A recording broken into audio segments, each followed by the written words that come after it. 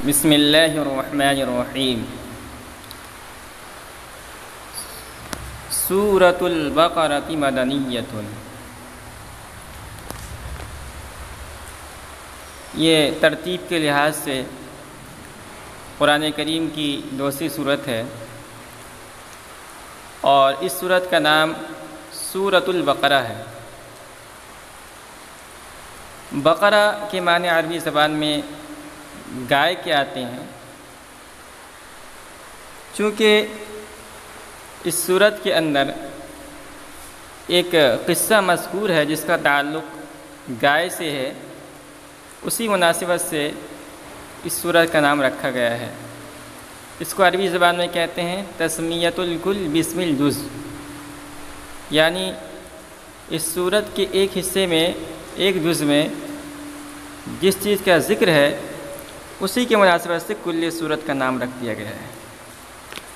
اور یہ صورت مدنی ہے، یعنی مدینہ منورہ میں نازل ہوئی ہے، اگرچہ اس کی کچھ آیتیں مکہ میں اتری تھیں۔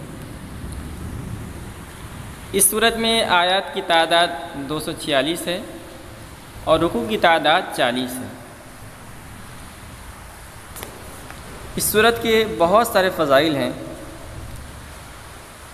حضور پاک صلی اللہ علیہ وسلم نے ایک حدیث کے اندر ارشاد فرمایا کہ سورہ بقرہ کو پڑھا کرو، کیونکہ اس کا پڑھنا برکت ہے اور اس کا چھوڑنا حسرت اور بدنصیبی ہے، اور اہل باطل اس پر قابو نہیں پا سکتے۔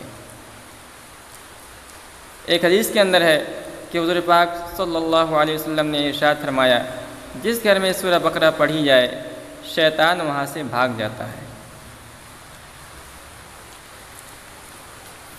بسم اللہ الرحمن الرحیم۔ الف لام میم، یہ حروف مقطعات ہے، اور ان کے متعلق مفسرین کی آراء مختلف ہی ہیں کہ اس سے کیا مراد ہے۔ بعض مفسرین کہتے ہیں کہ اوائل سور کے اندر جو حروف مقطعات آتے ہیں یہ ان صورتوں کے نام ہیں۔ بعض حضرات کہتے ہیں کہ یہ اسماء الہیہ کے رموز ہیں، مگر جمہور صحابہ اور تابعین اور علماء امت کے نزدیک راجح یہ ہے کہ حروف رموز اور اسرار ہیں جس کا علم اللہ تعالیٰ کے سوا کسی اور کو نہیں۔ ذالک الکتاب لا ریب فیہ، اس کتاب میں کچھ شک نہیں، ھدی للمتقین، یہ ڈرنے والوں کے لیے راہ بتلاتی ہے۔ الذین یؤمنون بالغیب، ڈرنے والے کون ہیں؟ جو کہ یقین کرتے ہیں بے دیکھی چیزوں پر، وَيُقِيمُونَ الصَّلَاةَ، اور نماز قائم کرتے ہیں، وَمِمَّا رَزَقْنَاهُمْ يُنْفِقُونَ، اور جو کچھ ہم نے روزی دی ہے ان کو اس میں سے خرچ کرتے ہیں، وَالَّذِينَ يُؤْمِنُونَ بِمَا أُنزِلَ إِلَيْكَ وَمَا أُنزِلَ مِن قَبْلِكَ،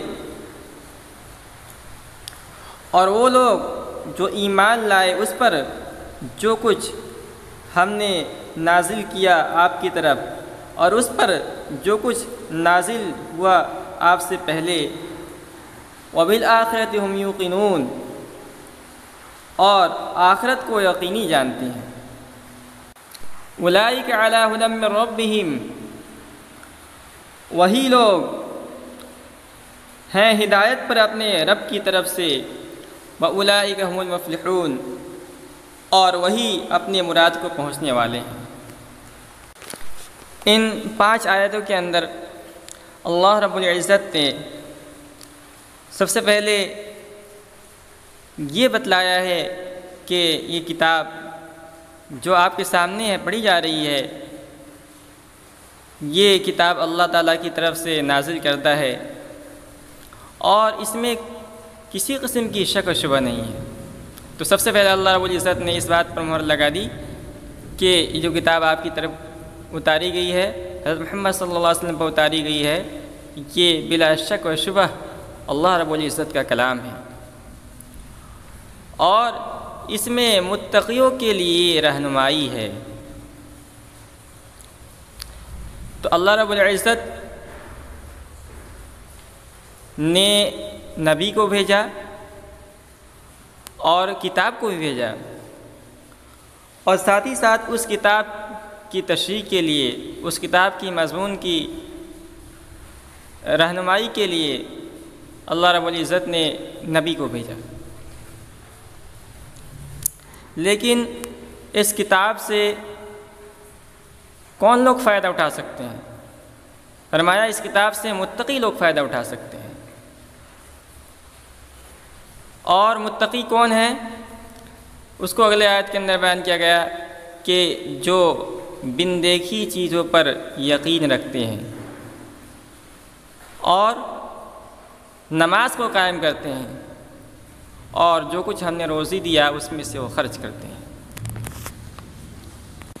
یہاں یہ بات یاد رکھیں کہ اس آیت کے اندر ہدایت سے مراد مخصوص وہ ہدایت ہے جو آخرت میں نجات کا ذریعہ بنے گا۔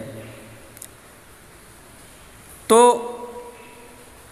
وہ مخصوص ہدایت صرف اور صرف متقی لوگوں کا حصہ ہے، ورنہ یہ کتاب یعنی قرآن کریم یہ تمام انسان کی ہدایت کے لیے ہے، بلکہ کائنات عالم کے لیے عام ہے، ہر ایک اس سے فائدہ اٹھا سکتا ہے۔ یہاں یہ بات بھی یاد رکھتے چلیے کہ ہدایت کے 3 درجے ہیں۔ ایک درجہ تمام نوع انسان بلکہ تمام حیوانات وغیرہ کے لیے بھی عام اور شامل ہے، اور دوسرا درجہ مومنین کے لیے خاص ہے، اور تیسرا درجہ مقربین کے ساتھ مخصوص ہے۔ پھر اس کے درجات کی کوئی حد و انتہا نہیں۔ قرآن کریم کے مختلف مواقع میں کہیں ہدایت عامہ کا ذکر آتا ہے، یعنی کسی آیت میں ہدایت کا اگر ذکر ہو تو اس سے مراد عام ہدایت ہوتی ہے، اور کہیں ہدایت خاصہ کا ذکر آتا ہے، جیسا کہ یہاں مذکور ہے ہدایت خاصہ، یعنی وہ ہدایت جو آخرت میں نجات کا ذریعہ بنے، اسی لیے اس کو متقی یعنی ڈرنے والوں کے ساتھ خاص کر دیا گیا۔ متقین کی صفات جو ان 2 آیتوں میں بیان ہوئی ہیں، کیا کیا ہے صفات؟ تو پہلی صفت یہ ہے کہ الذین یؤمنون بالغیب، وہ بن دیکھی چیزوں پر یقین رکھتے ہیں۔ آدمی اگر کسی چیز کا مشاہدہ کر لے اور پھر اس پر ایمان لائے تو یہ کوئی کمال کی بات نہیں ہے۔ ہم دنیا کے اندر مختلف چیزوں کو دیکھتے ہیں اور دیکھنے کے بعد اس کا یقین کرتے ہیں، لیکن کمال کی بات تو یہ ہے کہ آدمی نے جس چیز کا مشاہدہ نہیں کیا ہے، جس چیز کو دیکھا نہیں ہے، ایک سچے قائل اور ایک سچے کہنے والے کے کہنے پر یقین کر لے۔ دوسری صفت ہے وَيُقِيمُونَ الصَّلَاةَ، اور وہ نماز قائم کرتے ہیں۔ اقامت کے معنی یہاں محض نماز پڑھنے کے نہیں ہیں، بلکہ نماز کو ہر جہت اور ہر حیثیت سے درست کرنے کا نام اقامت ہے، جس میں نماز کے تمام فرائض، واجبات، مستحبات اور پھر ان پر دوام و التزام، یہ سب اقامت کے مفہوم میں داخل ہے۔ اور صحیح بات یہ ہے کہ اس جگہ نماز سے کوئی خاص نماز مراد نہیں ہے، بلکہ فرائض، واجبات اور نفلی نمازوں کو یہ لفظ شامل ہے۔ تیسری صفت یہ ہے وَمِمَّا رَزَقْنَاهُمْ يُنْفِقُونَ، اور جو کچھ ہم نے ان کو دیا ہے اس میں سے وہ خرچ کرتے ہیں۔ جمہور مفسرین کا کہنا ہے کہ یہاں خرچ کرنے میں ہر قسم کا وہ خرچ داخل ہے جو اللہ کی راہ میں کیا جائے، خواہ فرض ہو جیسے زکوٰۃ، یا دوسرے صدقات واجبہ، یا نفلی صدقات و خیرات۔ آگے متقی اور ڈرنے والوں کی کچھ اور صفات کا ذکر ہوا ہے۔ والذین یؤمنون بما انزل الیک وما انزل من قبلک، یعنی متقی ایسے ہیں کہ ایمان رکھتے ہیں ان چیزوں پر، اس کتاب پر بھی جو آپ کی طرف اتاری گئی اور ان کتابوں پر بھی جو آپ سے پہلے نبیوں پر اتاری جا چکی ہے، اور آخرت پر بھی وہ یقین رکھتے ہیں۔ یہود اور نصرانی لوگ یہ آپس میں ایک دوسرے کی تکذیب کرتے تھے۔ وقالت الیہود لیست النصارى علی شیء وقالت النصارى لیست الیہود علی شیء، یعنی یہودی لوگ کہتے تھے کہ نصرانی لوگ گمراہ ہیں، گمراہ ہو چکے ہیں، ان کے پاس کوئی ہدایت اور کوئی کتاب نہیں ہے، اور نصرانی لوگ یہی بات یہودیوں سے متعلق کہتے ہیں۔ لیکن اہل اسلام کا معاملہ یہ ہے، اور اسلام ہمیں یہ تعلیم دیتا ہے کہ ہم ہر کتاب جو اللہ رب العزت نے نبیوں پر اتاری ہے، خواہ حضرت موسیٰ علیہ السلام پر اتاری گئی ہو، خواہ حضرت عیسیٰ علیہ السلام پر اتاری گئی ہو، ہم سب کو مانتے ہیں، حق مانتے ہیں۔ حضرت عبداللہ بن مسعود اور حضرت عبداللہ بن عباس رضی اللہ عنہ اس کی تفسیر میں، اس آیت کی تفسیر میں فرماتے ہیں کہ عہد رسالت میں مومنین متقین دو طرح کے حضرات تھے، ایک وہ جو پہلے مشرکین میں سے تھے، پھر وہ اسلام قبول کر کے مسلمان ہو گئے، دوسرے وہ جو پہلے اہل کتاب یعنی یہودی یا نصرانی تھے، پھر مسلمان ہو گئے۔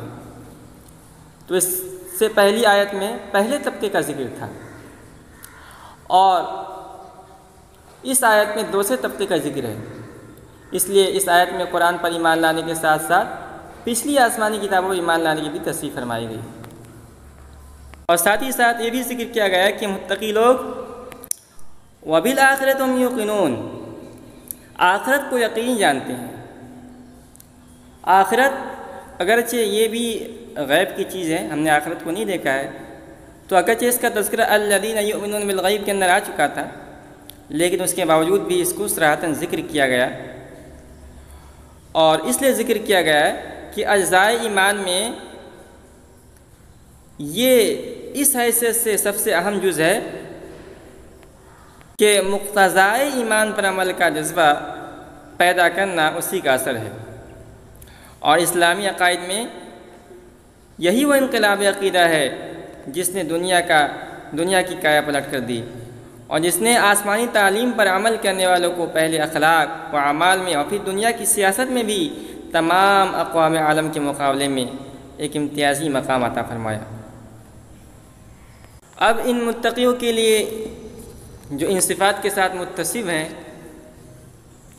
ان کے لیے اللہ رب العزت نے کیا انعام رکھا ہے، اس کو آگے اللہ نے بیان فرمایا اولئک علی ھدی من ربہم واولئک ھم المفلحون، کہ یہی لوگ ہیں جو اپنے پروردگار کی طرف سے ہدایت پر ہیں، واولئک ھم المفلحون، اور یہی وہ لوگ ہیں جو اپنے مراد کو پہنچنے والے ہیں۔